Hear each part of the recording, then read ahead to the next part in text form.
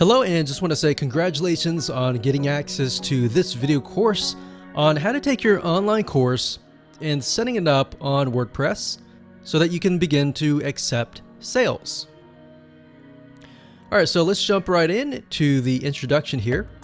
Now, I want to make things clear here, and the condition of this course is that we assume that you already have an online course and the videos on hand. So this video course is not about how to create an online course. It's just merely taking that course and setting it up on your WordPress site. So now that we've gotten that clarification out of the way, what I want to do now is give you a quick overview of what's inside this video course. This is video number 1. Video number 2, we're going to talk about the big problem. So before we dive in and talk about how to set things up and all the technical aspects of everything, we want to tackle a major problem and a major reason why most people do not consume your course. We'll dive into it a lot deeper, but statistically they say that only about 10% of your online course is consumed, meaning most of your students will come in, they'll buy your course, and they'll only consume about 10%, and then they'll quit. So we need to combat that, right? We need to set the experience up so that we can increase that number. So that is what that video is all about. And as you can imagine, that is crucial to tackle before we talk about the technical aspect of setting things up, because actually setting things up is actually very easy. Video number 3, we're going to talk about the experience. So once we understand the problem, we need to understand how to make a better experience for your students so that they consume the online course from start to finish.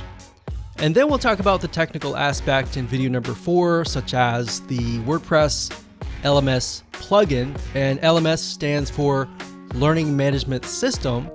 And it's basically a system that allows you to set up your online course. So it's the environment that surrounds the course. So once I've given you a broad overview of different plugins that are out there and available to you, video number 5 will talk about recommended WordPress LMS plugin that we highly recommend. And of course, video number 6, we're going to talk about consumption boost. So based upon the big problem, how do we not only combat it, but boost the consumption rate? How do we get people to engage with this, to continue to the end? And of course, video number 7, we'll talk about engagement. How do we get people to engage with your online course? And last but not least, we got video number 8, which is prestige and fun.